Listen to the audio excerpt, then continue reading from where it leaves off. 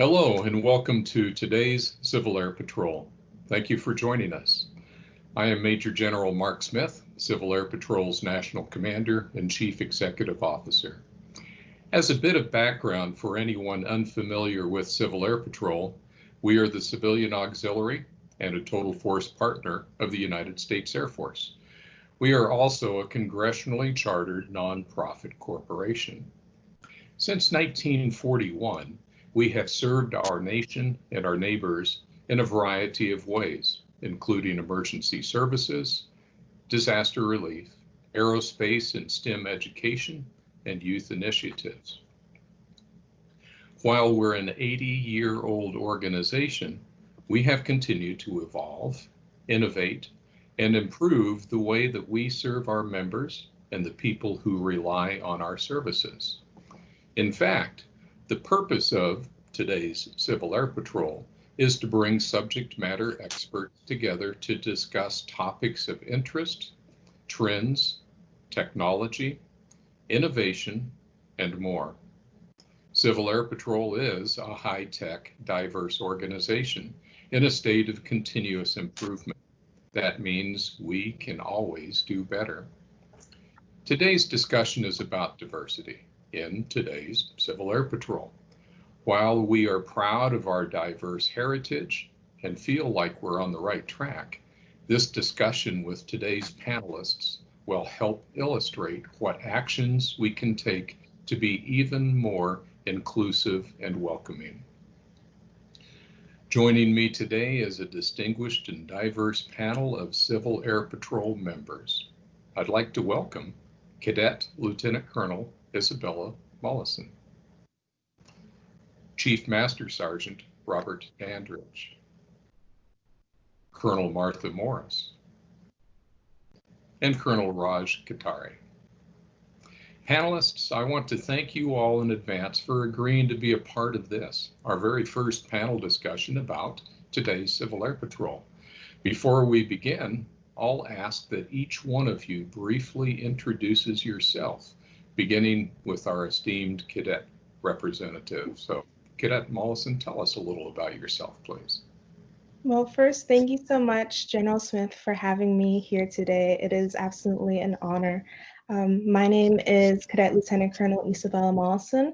I am 19 years old, a rising sophomore and Air Force ROTC cadet at Howard University.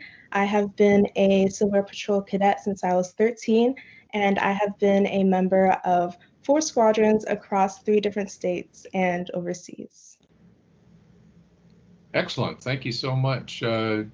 Chief Dandridge, tell us a little bit about yourself, please. Yes, thank you, General Smith.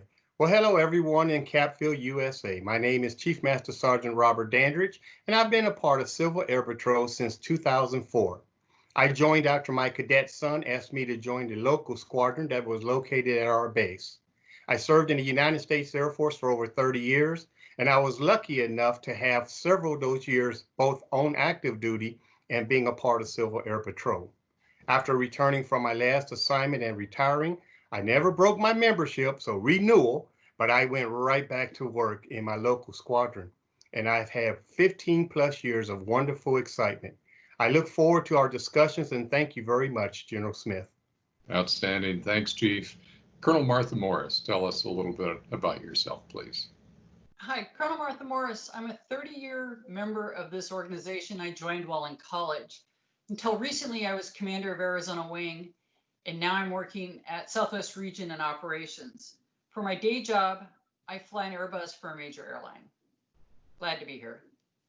Thanks, and it's good to have you as well. Colonel Raj Katari, your turn, please. Thanks, sir. Appreciate the opportunity to share some insight and perspective today. I'm a longtime member of Civil Air Patrol. Like Colonel Molson, I actually joined Civil Air Patrol when I was 13 years old. So I've had the privilege and the honor of going through our cadet program and then continuing to serve as a senior leader in Civil Air Patrol, kind of at all echelons of CAP. I currently serve as the Michigan Wing Commander, but I've served at the local squadron, group, and even national level. So I've had an opportunity to experience some of the fantastic work and members across our entire organization. Appreciate, again, the opportunity, sir. Outstanding. It's great to have all four of you with us here today. So let's go ahead and dive right in. And our first question is going to be for Cadet Mollison. And here it is, Cadet Mollison. Can you describe a time when you noticed a lack of diversity in your Civil Air Patrol experience? And can you share an example, please? Thank you so much for this question, sir. One time that I did notice a lack of diversity is not something that I necessarily place at the fault of CAP. Just like in the big Air Force, even as we increase our recruitment tactics to address diversity in our program, as we go up through the ranks, we see less and less diversity. This became apparent to me when I went to cadet officer school. However, despite having less physical representation that I know we are always continually striving for, COS, still made it a priority to include the discussion of racial injustice. The purpose of COS is to build the next generation of cadet officers. And so when towards the end of the week, we went to visit the Rosa Parks Memorial, the Legacy Museum, and the National Memorial for Peace and Justice, it introduced a critical discussion of race to our newest leaders in CAP. And so we already understand the effort to continue evolving and improving by including that discussion for our leaders. Thank you for that insight. I appreciate that. It's a powerful example. Chief Dandridge, I'd like to ask you the next question. I know that you and I both are big on the power of mentorship, but I'd like to ask you from your perspective and your journey within Civil Air Patrol, have you ever mentored another minority member in Civil Air Patrol? And turning that around, have you been on the receiving end of mentorship as well? Thank you, sir. Wonderful question. I have absolutely have had an opportunity to mentor many minorities. I think when you're holding the position of the Wings Command Senior NCO or the Command Chief for Civil Air Patrol, you're in a position where everyone can see you. So I have an opportunity where folks sometimes may feel that they're not really a part of a program that they've signed up to.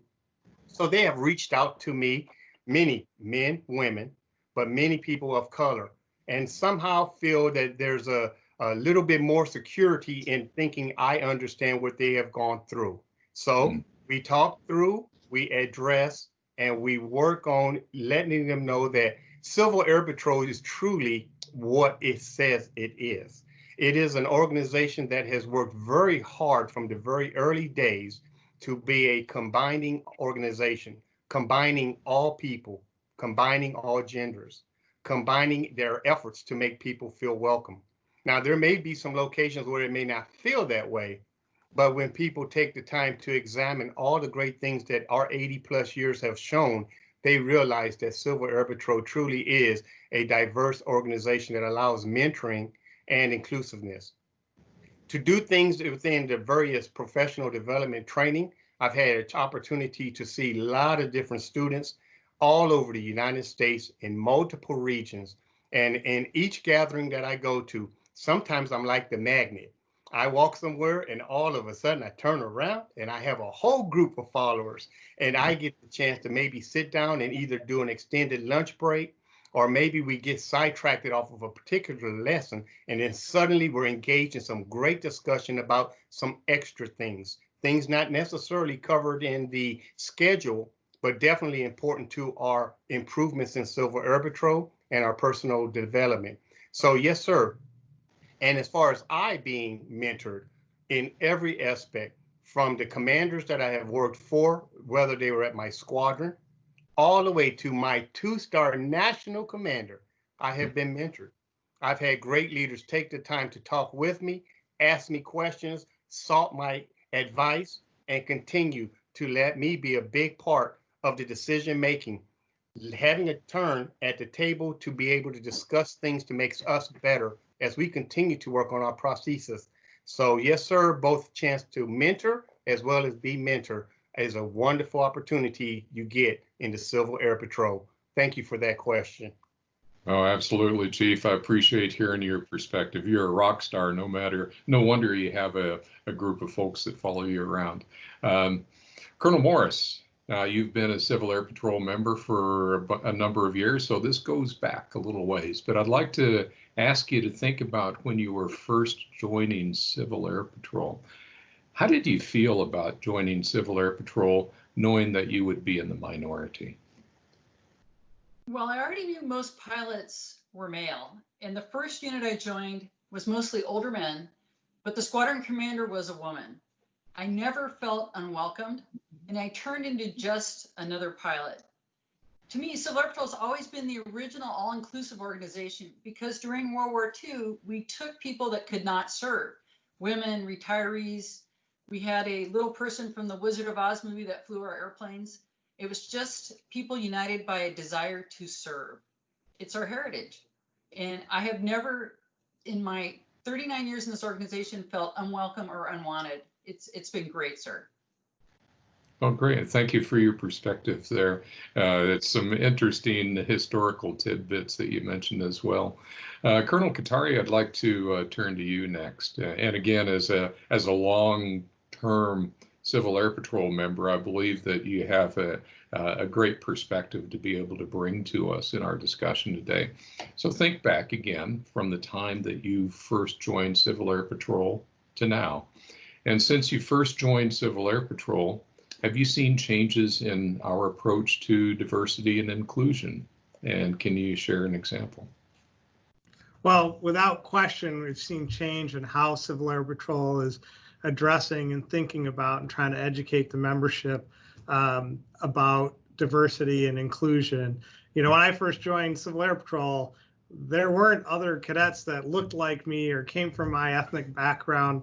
I'm of Indian descent and I'm a vegetarian, and I stuck out, you know, as somebody that was different. But in true to fashion, no one cared. No one paid attention. They pushed me as hard and encouraged me as much as I was willing to take. So I think I was really fortunate that I never had an experience where I felt like that diversity was something that had to be called out or folks had to address. People just naturally, oh, this is what we got to do. This is what we're going to do. But I've seen over time how we've evolved and broadened the scope of that conversation and made sure that we're thinking about it more than just about the color of your skin or your sexual orientation or your gender, and beginning to think about, well, what does this really mean in terms of socioeconomics? And, you know, can folks afford to do the same things? And how do we address those needs and those demands? And, you know, when people come from different walks of life. So I think we've raised the awareness inside the organization. I don't think we're done, but I think the leadership and the membership have been open. And my experience has been a great one. I haven't felt that pressure or feeling like that I was the unique one in the crowd. Colonel Morrison said it well, right? There was a common interest to serve and a common interest to put us all to work. Mm. Yeah, thank you. And something you say really resonates with me is we're not done. It's not a one and done. It's a continuing area of emphasis, a dialogue, continuing seeking to understand to where there's no barriers, there's acceptance, and everyone has that an opportunity to be successful in this organization. So thanks for your perspective on that. So for this, the next question, I'd like to ask the same question to all four of the panelists, and in turn, get your perspective on this. And I'd like to start with Cadet Molson and ask you first. And here's the question. What is one change that Civil Air Patrol could make tomorrow that would help improve the experience for women and minority members, or create an even more inclusive environment? So when I talk about minority members, I want to reemphasize, as was mentioned before, that in addition to racial minorities and gender, it's also important to include members of the LGBTQ community, disabled members, low-income families, and women, as aforementioned. And Also, my apologies, sir, but I have 3 things to add rather than just one. I know you said one, but I have to go above and beyond. The first step is to prioritize diversity in recruitment efforts. This includes our brochures, our social media announcements, the need to reflect the diverse organization that we do have and that we're working towards achieving. For people to feel welcomed, they need to see themselves as someone who can succeed in that environment already. Second would be investing in long-term career of new recruits. For cadets, that means seeing them through all 4 milestones if they choose to go through that. I've had incredible mentors throughout my cadet career, from my dad to my glider pilot instructors to my squadron commanders, who invested their time in me to see that I was getting the encouragement and being pushed to reach my full potential. And I would not be in the position that I am today without them. And then third, it would be continuing the discussion of diversity.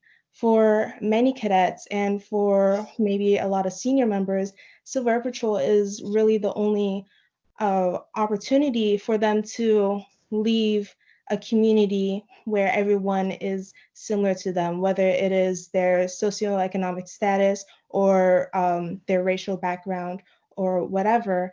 But when they join CAP and they have the opportunity to participate in the National Cadet Special Activities, then they have a chance to leave that community and see people who do not look like them or who do not act like them. And it gives them a better perspective of the world and therefore a better chance to be the best leader that they can be. So those are my 3 steps. Outstanding, thank you. Chief, same question to you, please. One change that CAP could make tomorrow that would help improve the experience for women and minority members, create an even more inclusive environment. Thank you, sir. Good question. As I think and reflect on that question, at first I had a different answer, but I think the one item would be not so much a change as much as to improve. I think we now have a big time marketing program that we've put in place. So my item would be, if we take our brochures and we take our pamphlets and we begin to understand that the image that people would pick up or see on a commercial, it has to be something that allows folks from anywhere that never heard of us to understand upon the very first scene that this is a multinational, mixed, wonderful, a place where everyone is welcome.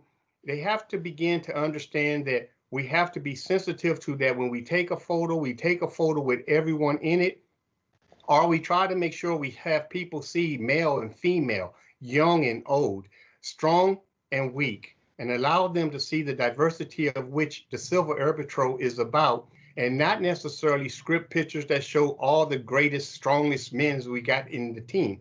We have to let people see that we can advertise all over in any community and always know that our community is a community of everyone, and everyone who comes within it is welcome and immediately can be a part of it without having to have any concerns that they may not be welcome. And I think so it starts with the marketing, and that marketing in turn helping us to improve a process we already have in place. So it's like anything. In the active duty, we constantly work this. I served for over 30 years. And for 30 years, we constantly improved upon the process of letting everyone on the team know that we are diverse, that we're all different, but we're all coming together to get the very best out of what we have on our team, to get the best result when we go to work for our nation, state, and local community. Thank you, sir. Excellent. Thanks for your perspective. I appreciate that. Colonel Morris, I'd like to go to you next for that same question, please. Sir, if we could do something about keeping the cost down, because that's a barrier to entry, and then also you add that the uniforms. And I know in my state, there's 2 cadet squadrons that are located in cities or small towns that economically there's not a lot of money. And they're the ones that need a cadet squadron the most with the leadership and what CAP brings to the game. So if we could figure out something to keep the cost of admission and then to stay on board, it would be very helpful, sir. Excellent. Thank you for your input. Colonel Katari, you get to back cleanup for us. Your thought on a change that we should make in Civil Air Patrol. Yes, sir. I think there's an opportunity to continue to educate our members earlier in their leadership development about the importance of diversity, and again, broadening that to be about inclusion as well. And I don't just mean amongst our senior leadership, but our cadet leadership, so they can appreciate and understand that my experience and the world that I came from isn't necessarily as the same as other members in my squadron, and how I might perceive an opportunity or be able to capitalize on the opportunity might be a lot different when my perspective is from a different place, whether it's economic, as Colonel Molson said, where they can't afford to do some of the great opportunities that we have in the program, where they can't get the uniforms and the ability to feel like they're part of this great CAP family. And I think if we could take that earlier in the leadership development, it would make our leaders and our members that are setting the example an opportunity to better understand perspective and build and orientate their programs in a way to be as accommodating as we can, so people do feel like they're part of the overall Civil Air Patrol family. Excellent. Thanks for that. And all of you, thank you for your inputs. For Cadet Molson, your three inputs that you made, as well as the rest of you. Those are, I think, actionable, tangible things that we could do in Civil Air Patrol to help move the needle and to be even better as an organization. Great inputs, and I very much appreciate all four of you being a part of this discussion today. Cadet Lieutenant Colonel Isabella Molson, Chief Master Sergeant Robert Dandridge, Colonel Martha Morris, and Colonel Raj Katari. For those of you who joined us for this inaugural episode of today's Civil Air Patrol, thanks. I hope that you found the discussion to be worthwhile, and stand by for news for when the next episode of today's Civil Air Patrol will be and what the topic will be as well. So panelists, thank you again so much. All of you who have viewed this as well, appreciate your interest and hope you all have a wonderful rest of your day. Thank you very much. Thank you, sir.